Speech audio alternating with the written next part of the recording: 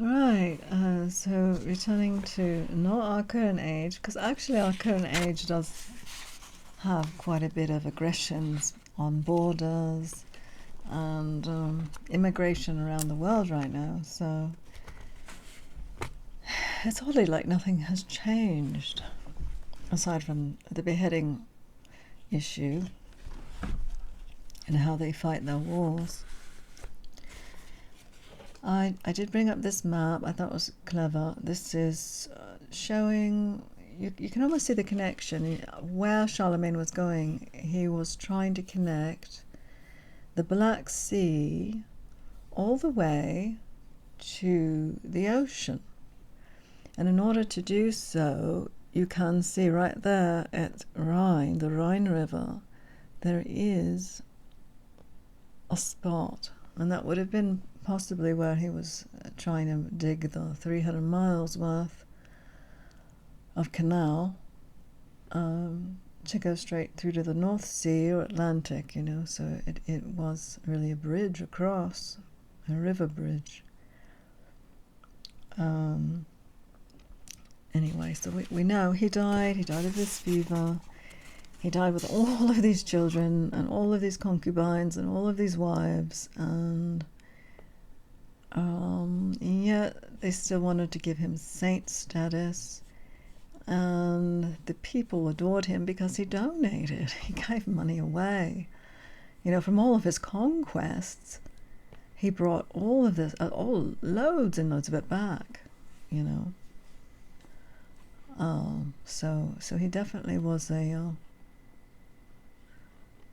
And then you can also see where the Normans were coming in. They're coming in from Norway. They're coming in from Denmark. They're coming in from Sweden. And a few other various places. No mention that they were coming in from Scotland, but that particular group was also taking any takers that wanted to be part of their rogue band of groupies, and there they are settling in this region in Normandy. Now they haven't completely, they haven't been fighting yet with the Charlemagne's son, but that might be coming up soon. But I guess we'll keep one more picture. The King of France next will be the Louis, but we're still looking at the lands, and still looking at Charlemagne himself. He does have that look. He's almost like the spaced out, possessed look. Like, I still can't believe he had so many wives and children. That's ridiculous. But it's also normal if you look at like the Latter-day Saints. They brought that across where they had so many children and so many wives. If you are if you're a spawn child from a polygamous group, chances are it was all going on. It was all going on, even though he was declaring the whole thing to be, you were an infidel or whatever, to not have fidelity. Anyway, so we're going to continue with the story. I'll go back to the map, because maps are kind of better to look at, I guess. And that was the stained glass. Probably, I don't know where it's located, but it's probably in a church somewhere. Now we are on Rientriana, the first sumptuary laws of France. I think that's where. Yeah. Oh, yeah. The first sumptuary laws known in France were enacted during this reign. They regulated the prince of staffs and the forts that were to be worn and the sorts, I said it again, okay, anyway, and the sorts that were to be worn by each class of citizens. The emperor himself was extremely plain in his dress, and except on particular occasions was scarcely to be distinguished, in that respect, from the meanest of his French subjects. Still, however, he was fond of novelty. At first he wore a long cloak that reached to his feet, but having seen some of the short cloaks of various colours that were worn by the Gauls, he preferred them to the others,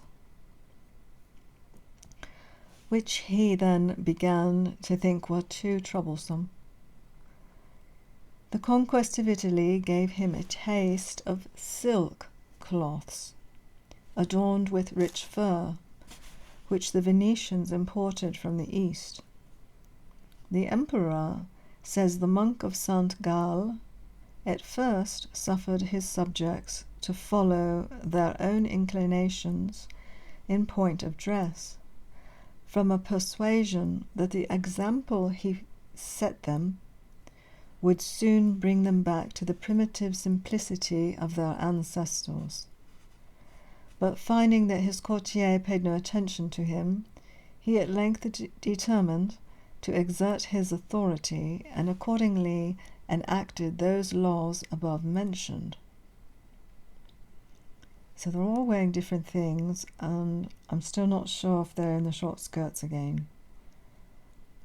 The tumult of war is ever unfavourable to commercial intercourse. Commerce had flourished in Gaul while under the dominion of the Romans. But the first monarch of the Merovingian race, back to him, found it almost totally neglected, and the continual hostilities in which they were engaged.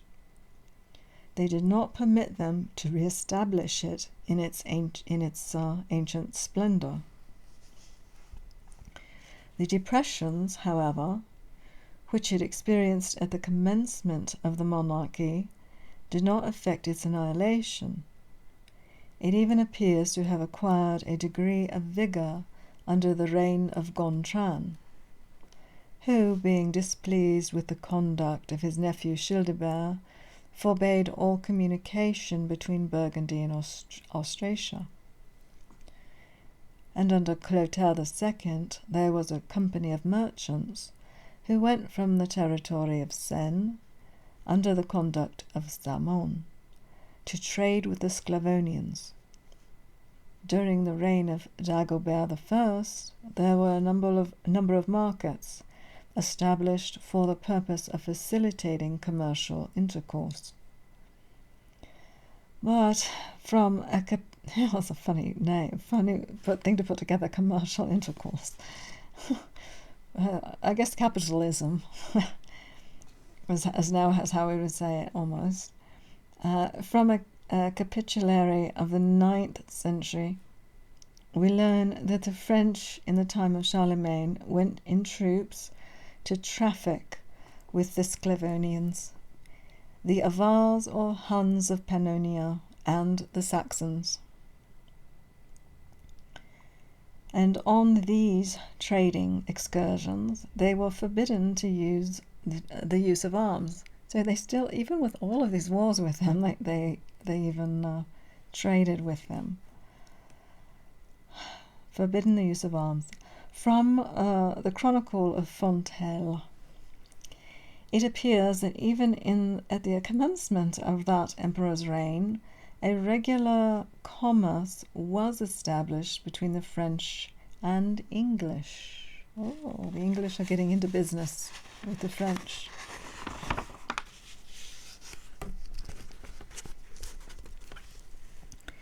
All trade was conducted at this period in markets or fairs. There only could be procured the chief necessaries, the necessities of life. The necessaries. What are your chief necessaries? Yes, artists and merchants dispersed about the country had not yet fixed their residence in towns, which were principally inhabited by priests and a few workmen. Neither monks nor nuns were to be seen in them, the generality of convents being built in the open country or else in the vicinity of cities. The nobility either resided on their own estates or followed the court.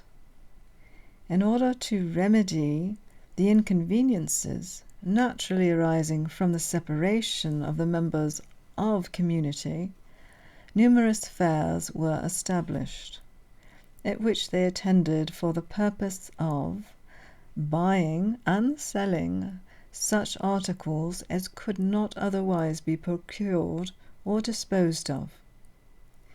That of Saint-Denis was one of the most celebrated. It was frequented by people not only from the most distant parts of the French Empire, but from Friesland, Saxony, England, Spain, and Italy, as appears from the Charter of Dagobert I, by whom it was established, and by the Ordinance of Pepin the Short, which confirms the right of exacting toll for the passage of goods through the district of Paris to the monks of the Abbey of Saint-Denis.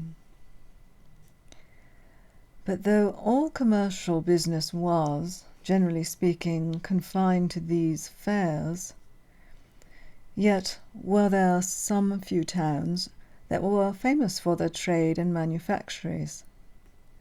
The city of Arles was celebrated at a very early period for its embroidery and for its works of gold and silver inlaid. All the vessels from the east came to this port, to Narbonne and Marseille.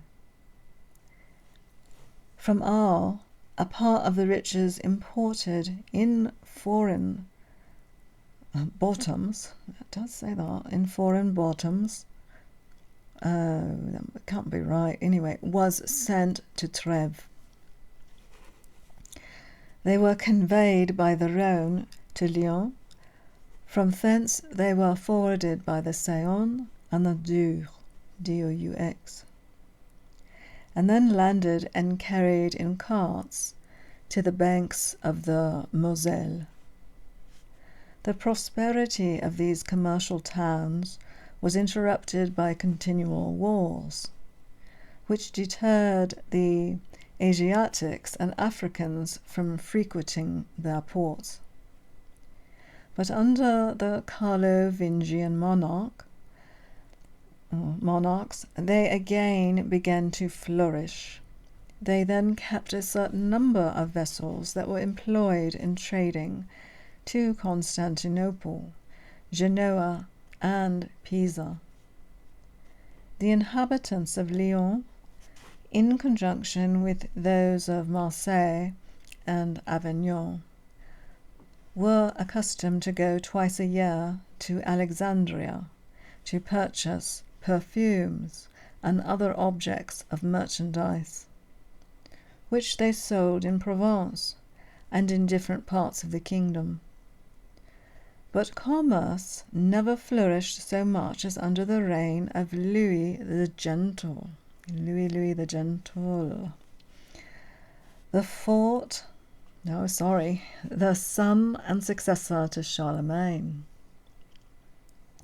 who established a company of merchants with particular privileges and adopted such regulations as ensured protection to their persons and success to their operations. So we have political and business here going on. Hence it appears that under the two first races of the French monarchy, the commerce of France was of little importance, it was chiefly abandoned to foreigners, who imported but few objects of value into the kingdom. Spain supplied the French with horses and mules, Friesland with various articles of dress, England with corn, iron, tin, lead, leather, and sporting dogs. Africa in the east with wine, gauzes, papyra, or Egyptian paper. The only paper that was known in France until the 11th century was Egyptian paper. The sweet oil, which was then so scarce that permission was given to the monks at council, holden at Aix-la-Chapelle, to make use of oil extracted from bacon. The exports from France were not of much greater value than the imports. They generally consisted of earthenware, copper vessels, wine, honey, madder, and salt. The collection of capitularies contained many regulations, as well with regard to trade in general, as to the particular commerce of slaves, silver coin, rich vases, and precious stones, which were then very common objects of traffic in France. Some of the capitularies forbid the establishment of markets without the king's permission, and prohibit the holding them on Sunday. That's very true to today, isn't it?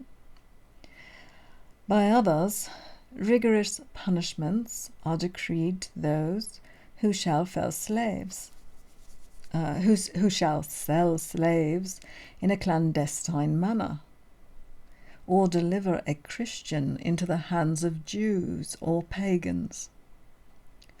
Some forbid all sales by night. Others enjoin the use of equal weights throughout the empire. By one it is ordained that a Jew merchant shall pay the 10th part of his profit, and a Christian the 11th part. These imports, with the tolls exacted on passing through particular districts, over bridges, and on entering or leaving the kingdom, formed a considerable part of the revenue of the crown. So the Jews had to pay a bit more in tax. Louis I, and he was also surnamed the Gentle. 814. Louis was in Aquitaine when he received the news of his father's death, but he instantly repaired to Aix-la-Chapelle, where he was proclaimed king and emperor. At first he acquired a great reputation for piety by his scrupulous attention to enforce the last will of his deceased parent, though at the same time he created many enemies by attempting to reform several abuses, which had either escaped notice or met with toleration during the preceding reign. He had 7 sisters, not one of whom was married. They were all supported in regal splendor, and many of them being endued with exquisite sensibility, and with those impetuous passions that reason in vain attempts to subdue, yielded with fewer struggles, perhaps, than virtue required to the pleasing impulse of nature. The effects of these amorous indulgences had given no small uneasiness to Charlemagne. And his son Louis, more rigid in his disposition, refused to connive at frailties of which he had never been guilty of himself. His first care was to repress the familiarity of his sister's favourites, some of which were banished, and others, to the disgrace of this pious prince, be it spoken, had their eyes put out. Oh, they're going to keep them all as nuns, maybe. Somehow they're going to have to marry them off one day. One of the most powerful, named Hedouin, slew Count Garnier, who was sent to arrest him, and he was himself massacred. The princesses immediately received orders to retire to the different houses which their father had left them. The 5 daughters of Pepin, King of Italy, were involved in the same disgrace. Louis only suffered Drogon, Hugh and Thierry to remain in his palace. So he has these 3. And them he brought up with great care, placing them always at his own table. While Louis was employed in these domestic regulations, the Duke of Benevento sent to demand a confirmation of the treaty which he had concluded with Charlemagne, by which he had agreed to pay a tribute of 25,000 souls of gold, but Louis reduced it to 7,000. Gremiolle did homage to the new monarch and received from his hands a new investiture. Bernard, King of Italy, was also summoned to pay the same mark of subjection. He obeyed, but his obedience wore so strong an appearance of constraint that it was evident he only waited for an opportunity to assert his independence.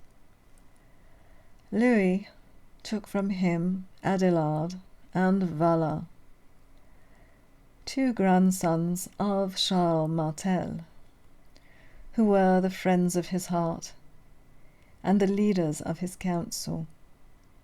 The first of these was transferred from his abbey of Corbie to the monastery of Noirmoutier, and the last, being banished from court, assumed the monastic habit and succeeded his brother as abbot of Corbie. The degradation of 2 men who had enjoyed all the confidence and esteem of Charlemagne greatly injured the reputation of his successor. That part of his character which had hitherto been considered as meekness of disposition and goodness of heart was now regarded as weakness and timidity. His conduct was such as rather marked the monk than bespoke the monarch. He passed whole days in reading the scriptures and singing psalms. He sent to Aquitaine for an abbot named Benedict, who, though a man of piety, was wholly unfit to be entrusted with matters of state. To him was allotted the office of receiving petitions and requests, and the manner in which he discharged his trust proved the rectitude of his intentions. But the unlimited and almost exclusive confidence reposed in him by the emperor excited murmurs and complaints. Louis had 3 sons, by the Empress Ermengarde, Lothaire, Pepin, and Louis. The first he sent to Bavaria, and the second to Aquitaine, but gave them no titles, so that in fact they could only be considered as governors of those territories. This was a prudent policy, which it would have been happy for him had he always observed. But he was afterwards induced, either from a desire to procure more time for reforming the clergy, or for his own private devotions, or perhaps merely from a love of repose, to consent to an imprudent participation of that authority of which he now appeared so jealous. A council of prelates and nobles was holden at Aix-la-Chapelle, soon after his accession to the throne, and some instances of oppression in the provinces being discovered, Louis sent several of his courtiers in capacity of envoy from the prince, Missy Dominici, to investigate and redress them. That name, which is as old as the monarchy, was given to the commissioners who were sent by the French kings into the provinces to superintend the publication and enforce the execution of their ordinances. The people were obliged not only to find them lodging, but to supply them with a certain quantity of provision. They were authorized to receive complaints and to redress such as admitted of an immediate decision, and to report those which required a more minute investigation to the king. They were also empowered to inflict punishments on any counts or prelates who had been guilty of provocation, and to repeal any unjust sentence which they had pronounced. In short, it was their duty to enforce a strict observance of the laws. They made their tour 4 times a year, in the months of January, April, July, and October.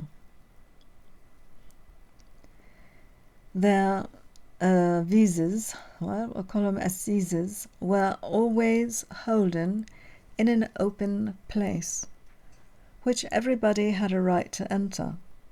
The judges were summoned thither, and their conduct underwent a close examination. An establishment of this nature, when rigidly observed, must have been attended with the most beneficial effects.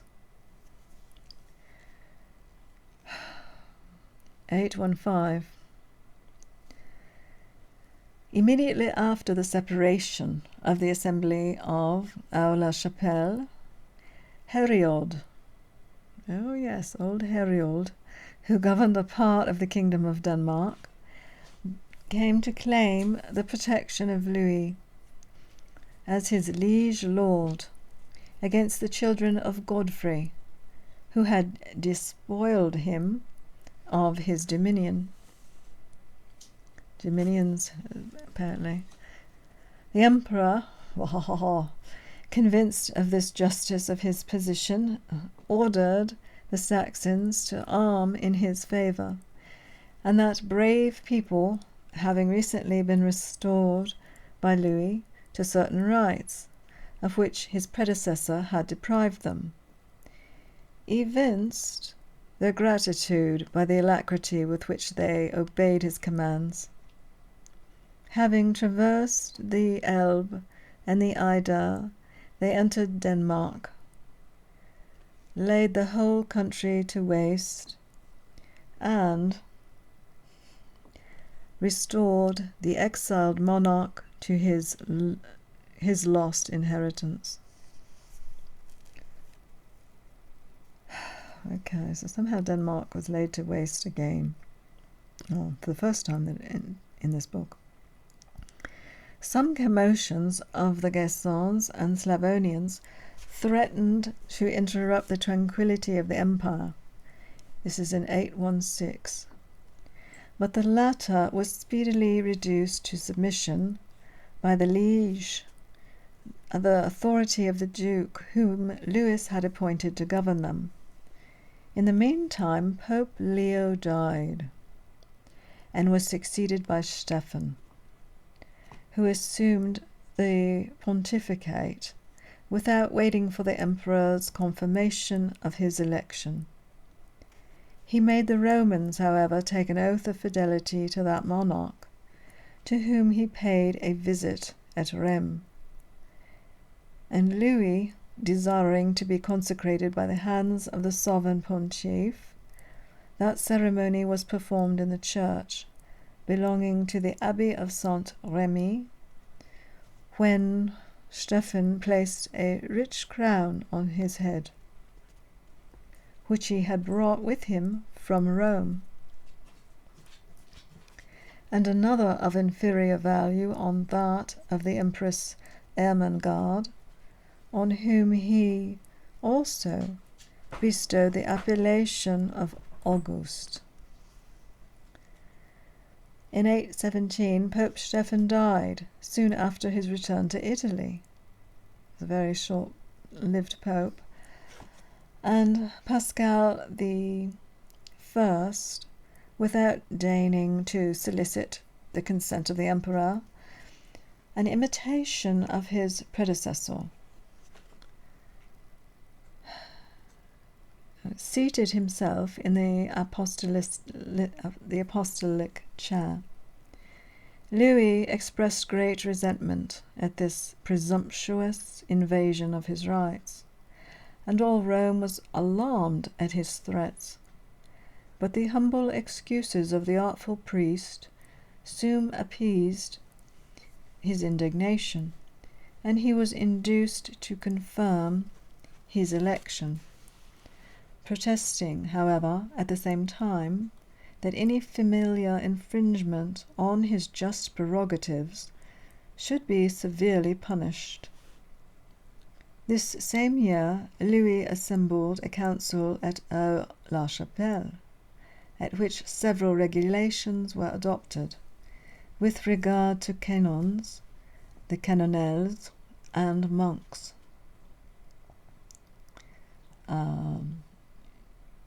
The last in the 9th century, inherited from their parents and had property of their own, which at their death belonged to their convent. We can call it the canonesses also. Yeah, I believe it's a double S. The canonesses were in fact nuns, bound by a vow of chastity, cloistered, veiled, and clothed in black. They kept their patrimony and were permitted to have servants. All prelates were forbidden to wear any dress that favoured of worldly pomp, a prohibition that appears to have been necessary, since most of them wore gaudy vestments, became very unbecoming their station. They had rich girdles, from whence hung a small knife decorated with stones, a cross belt and spurs, the martial embellishments of the early ages. Many of the prelates were highly offended at being obliged to renounce these appendages of vanity, and their resentment was, in the sequel, attended with fatal consequences to their sovereign. It was at this assembly that Louis associated Lothaire with him in the empire, declaring him his sole heir, and subjecting Pepin and Louis to his authority. Though they were both proclaimed kings, the first of Aquitaine and the last of Bavaria. This partition of the empire proved a source of domestic division and gave rise to the commission of 1,000 crimes. In 818 AD, Bernard, king of Italy, son of the emperor's eldest brother, conceived himself to be treated with injustice. He was a young man of 19, handsome, well-made, brave, liberal, and beloved by his subjects. All the malcontents, who were very numerous, and some of the bishops, enraged at a reform that was contrary to their inclinations, promised, if he could oppose the measures of the king, that they and all their vassals would openly espouse his cause. Louis, apprised of the conspiracy, immediately prepared to repel it, and Marshal, without delay to Châlons, fled on all sides, while Bernard, forsaken by his troops, threw himself at the emperor's feet, with the principal conspirators submitted to his mercy.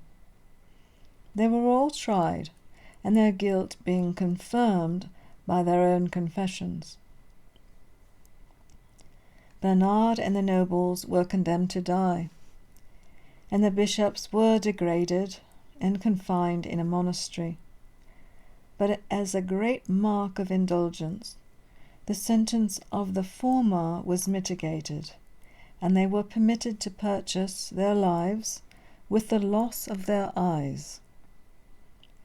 This cruel operation proved fatal to the King of Italy, and when we reflect that the punishment was inflicted by an uncle, and on a youth of the greatest accomplishments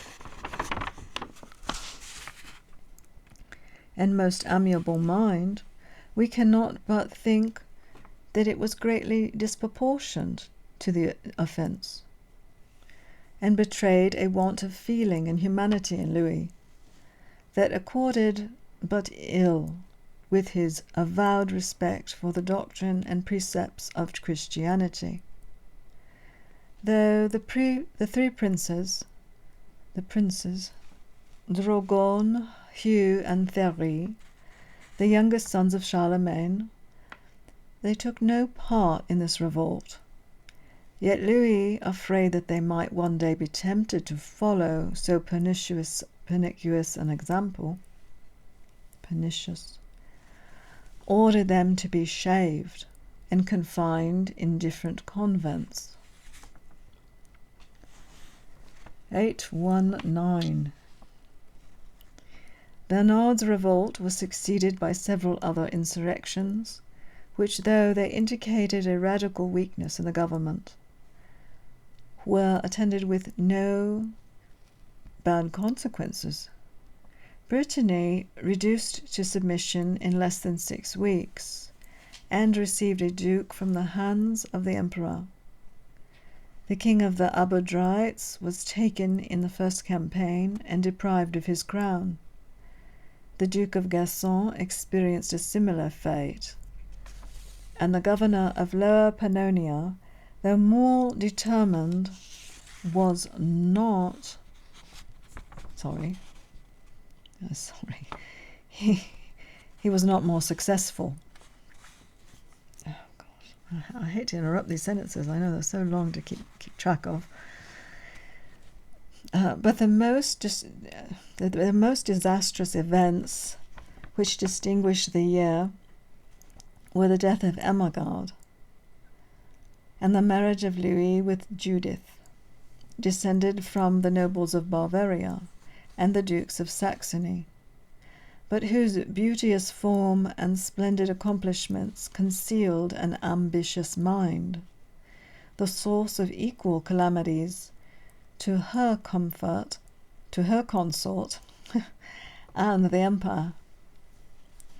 His son Lothair soon after married Ermengarde, daughter to Count Hugh, and Pepin, king of Aquitaine, espoused the daughter of Theodebert, Count of Madrid, a district which comprehended that extent of country which is now bounded by Évreux, Vernon, and the Seine.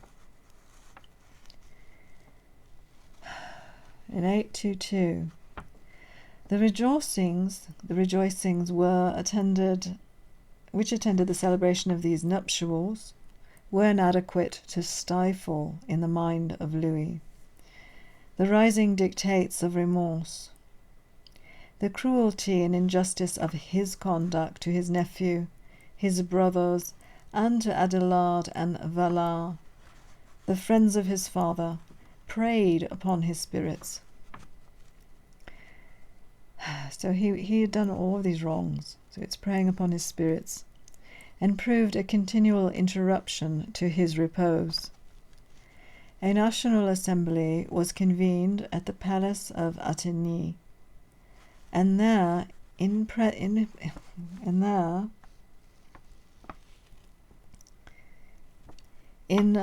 presence of his prelates and nobles, he became his own accuser, asked forgiveness. He's saying, forgive me for everything I've done, asked forgiveness of his brothers, who were all present, granted a general amnesty to all who had borne arms against him, recalled those whom he had banished, and restored them to their estates and possessions, and finally entreated the bishops to suffer him to atone by public penance for the crimes he had committed. By a misplaced condescension of this nature, Wamba, King of Spain, had lost his throne. But Louis was more fortunate. He regained the affection of his subjects, which his late severity had tended to estrange. But this time Judith gave birth to Charles, surnamed the Bold, Charles the Bold, whose fatal pretensions afterwards shook the throne of his father and involved the empire in the calamities of civil war. In 829, already, that empire was assailed by the fury of its foreign enemies. The Britons once more resumed their arms and violated their recent oaths of allegiance. I've gone on quite a long time today, sorry. Allegiance. The Normans renewed their incursions. The Normans are alive and well, apparently. A torrent of Moors deluged the face of Catalonia. The revolt of Navarre may be considered as the foundation of its future independence, and the dark scene of domestic discord closed the gloomy prospect. Charles, son of Judith, having as yet no allotment of empire, Louis proposed to dismember the possessions of his other children, in order to form a separate kingdom for him. The three princes at first refused to consent to their father's proposals, but Lothair, being gained over the caresses of the Empress, withdrew his opposition, and as he had holden the young prince on the baptismal font, he promised to become his protector, and swore to defend him against all his enemies. Louis, being thus assured of the support of his eldest son, convoked a general assembly at Worms, where he gave to Charles, with the title of king, that part of Germany which is bounded by the Danube, the Main and the Neckar, the Rhine, the country of the Griffon, and the district of Burgundy, which comprehend Geneva and the Swiss cantons. So he's giving his son all of this. In 830, the partition operated as a signal of revolt. Lothair at first adhered to the promise he had recently made, but being unable to conceal his discontent, he speedily forsook the court and retired to Italy. The kings of Bavaria and Aquitaine also retired to their respective dominions.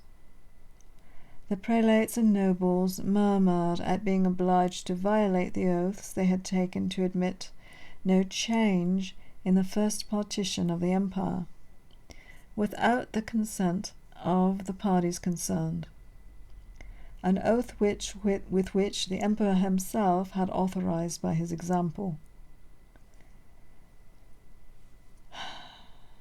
Their complaints were loud, and their declamations violent against the empress, and her minister Bernard, Count of Barcelona, a nobleman highly distinguished by the lustre of his rank and by his brave and enterprising spirit, though if contemporary writers may be credited, his birth was superior to his virtue, and his courage better than his principles. His attachment to the interest of Prince Charles and his close attention to the duties of his office as Chamberlain to the Empress gave birth to suspicions inimical to the virtue of Judith. The Empress was at this time entrusted not only with the care of the wardrobe, but of the money destined for the pay and support of the troops, and it was the Chamberlain's business to receive and execute her orders. The frequent interviews which he had with his royal mistress for this purpose were, by the calumnious and disaffected, represented as amorous assignations, and a report was industriously propagated that a criminal intercourse subsisted between them. They went still farther, and maintained that Bernard had formed a project for putting the emperor and his 3 children to death, that he might marry the object of his guilty passion. The abbot Vallard was one of the first dupes to this injurious calumny, impressed with a conviction of Bernard's guilt, which existed but in the brain of Pascal Rathbert, his friend, his biographer, and successor. He did not give himself the trouble to investigate the odious charge, but openly declared against the minister, in favor of a prince whose honor he affected to revere, and whole safety he pretended to consult, by exciting his subjects to revolt. He was joined by the abbot of Saint-Denis, with the bishops of Lyon, Vienne, and Amiens, 3 prelates whose merit gave a degree of credit to the faction by a great number of the nobles, and in short by all the malcontents in the kingdom. The king of Aquitaine was the first who hoisted the standard of rebellion, having advanced as far as Verberie it could be Verberic, but they want to say Verberie, so it could be a time where they're changing the hard IC to an IE. in a lot of names. At the head of a powerful army, he sees the person of the empress who had taken refuge in the church of Notre Dame, condemned her to perpetual exile, and forced her to take the veil in the convent of Radegonda at Poitiers. So there's no wars really going on here. It's more pomp and circumstance of who's in the convent next. At this critical conjuncture, the emperor desired a diet might be convened at his palace at Compiègne. Thither this timid prince repaired, and instead of ascending the throne that was prepared for him, he meanly descended to acknowledge his faults, and to commend the zeal of those who had obliged him to reform his conduct. An acknowledgment of this kind was little expected, and from the temper of the times it might naturally have been supposed that it would rather tend to increase than to ally the spirit of discontentment.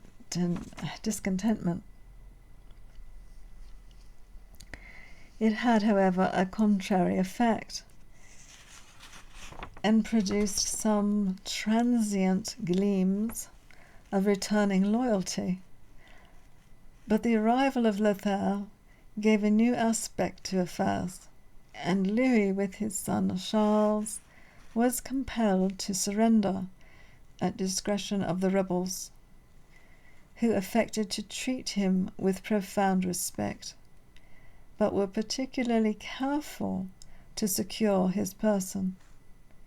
He was surrounded by people who had secret orders to persuade him to assume the monastic habit. Though averse to the plan, yet he pretended to favour it, and asked but for a short delay to give the matter a more mature consideration.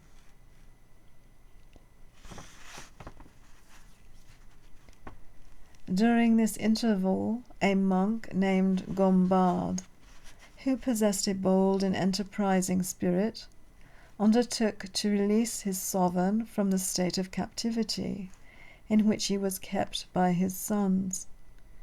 With this view, he talked to the bishops and reminded them of the different privileges that had been secured to them by the emperor. To the nobles he had employed the same arguments, that they proved equally successful with both. He then waited on the kings of Bavaria and Aquitaine, and expatiated with such energy and effect on the goodness of their father, on their own ingratitude, and on the extreme pride and arrogance of their brother, that those monarchs consented to do whatever he required. To Lothaire, whose confidence he enjoyed, he artfully intimidated the necessity of holding a parliament, and in imitation of his predecessors, by whom his authority might be fully and formally acknowledged, and Louis declared incapable of swaying the sceptre.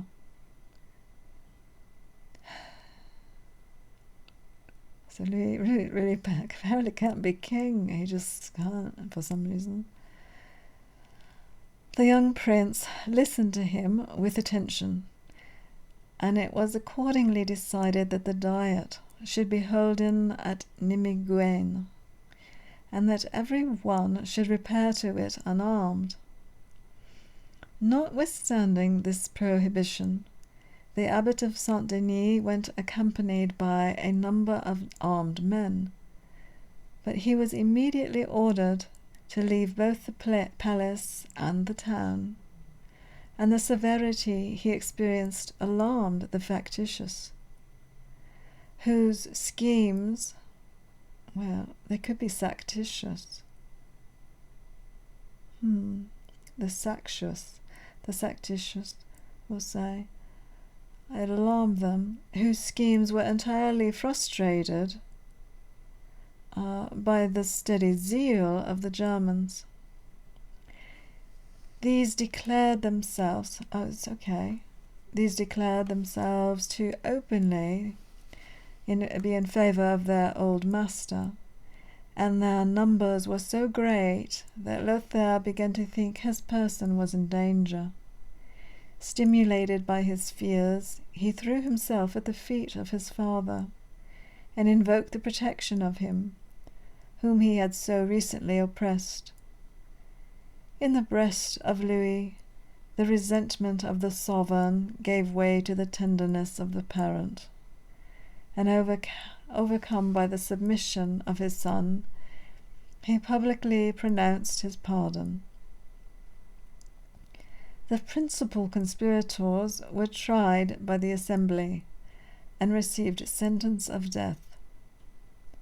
But the emperor contented himself with confining them in different monasteries. Jeffet, bishop of Amiens, one of the most factious, faction. Yeah, they're going to be a faction. Sorry. It's all going to be about them being a faction on the side. So they're factious, trying to make a takeover. Which was deposed by an ecclesiastical council. And Vallard, who refused to accept a pardon, was on the condition of acknowledging that he had acted in opposition to his duty, was imprisoned in a castle situated on the summit of a rock which hung over the Lake of Geneva. All right, so King Louis is there. He is the king, but he's more like, he's not really doing he's not slaying swords around. He's leaving it off to someone else to even, make all of these terrible, you're going to be put to death. Tried by the assembly. The assembly are the ones who are giving sentences of death. It's not really the king here. In 831, Louis was no sooner established on his throne than he recalled his empress from her religious retirement, and the monastic vows of Judith, having been extorted by force, were absolved by the indulgence of Pope Gregory IV. She appeared before an assembly of nobles at Aix-la-Chapelle, where she swore to her innocence of crime that were laid to her charge, and the accusations preferred against her were declared to be false and calumnious. Now, will Louis change his tune? Will he muster up a sword? I don't know. We'll see what goes on here. Right now, he's just like Mr. Nice, isn't he? At 833, tranquility, and he was all sorry because he put them away and kind of punished them a little. He was all sorry and brought them back, and so he's like having some weird time in his life. He wants to make amends. Tranquility now appeared to be restored. With the establishment of Charles, the rebellious disposition of the emperor's sons by his first wife, with the implacable enmity of Judith, again involved the empire in trouble and confusion. Pepin again hoisted the standard of revolt and engaged his brothers to join him, but the vigorous resistance of Louis soon disconcerted their projects and compelled them to sue for mercy. The kings of Italy and Bavaria received an unconditional pardon, and Pepin, who was the most guilty, was ordered to repair to Trèves, and there wait till he should have permission from the emperor to return to his dominions. It's just like a slap on the hand, any of this right now. We're not really hurting anybody. It's not real punishment yet. But he escaped from the guards, who were appointed to escort him, and once more, oh dear, that he's gotten away, excited a war as impious in its object, as detestable in its effects. Louis thought to stop its progress by revoking his grant of Aquitaine to his rebellious son and transferring that kingdom to Charles, but this only increased the general discontent and doubled the number of his enemies. The apprehension of a similar chastisement induced the kings of Italy and Bavaria to take up arms in defence of their brother. Troops were levied on all sides, and the forces of the Confederate princes effected a junction near Rotsfield, between Basel and Strasbourg, in a plain since called the Field of Falsehood. Pope Gregory IV, delighted with an opportunity of becoming arbiter in a dispute, the object of which was a crown, was base enough to espouse the cause of children who were fighting against their parent. Repairing to the camp of the rebels, he menaced with the thunders of the church all those who, preserving their loyalty, should refuse to take up arms against the emperor. Several prelates, men of known piety, either seduced by the intrigues or intimidated by the threats of the sovereign pontiff, insisted that Louis should submit to his decisions. Others, however, remained faithful to their sovereign, and with becoming spirit wrote to the officious priest, expressing their concern that a man of his character and possession should appear at the head of a party who had violated the laws of nature, of honor, and of religion. They reminded him of the oath which he had taken to the emperor after his exaltation to the chair of St. Peter, an oath which he could not break without incurring the guilt of sacrilege. They assured him that should he dare to pronounce a sentence of excommunication against them, he should return to Rome, branded by the anathema of the French and German churches. Finally, they warned him that affairs might take such a turn as to produce his deposition from the papal throne, of which he had proved himself unworthy by a conduct so repugnant to the sacred canons and to the spirit of Christianity. This firmness astonished Gregory and made him repent his hasty engagement in an enterprise that might be attended with such fatal consequences to himself, but the Abbot Valard, Pascal Rathbert, and some other monks who frequented his court dissipated his fears by giving him to understand that the Holy See was superior to any, the Holy See, it could be the Holy See, was superior to any earthly jurisdiction. Thus encouraged, Gregory answered the French prelates in terms of arrogance and severity.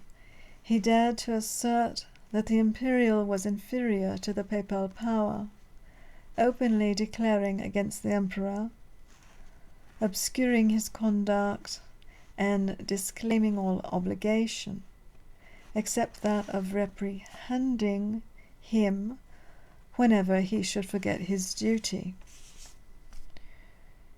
So this really is about his connection with the church And oddly, if you think about it, the church didn't always want him. I don't believe the church always wanted him to be like a monk. I don't think that was beneficial to them. I believe they really wanted a king as more a warrior, one that could rally his army in the time of need, because the church is the church, but they need protection. So the king really is the protection for the church. Anyway, I'm at AD 838, and it was a boring time, wasn't it, in a way? There was not really any wars going on, and it's all about he's just trying to make amends from the past.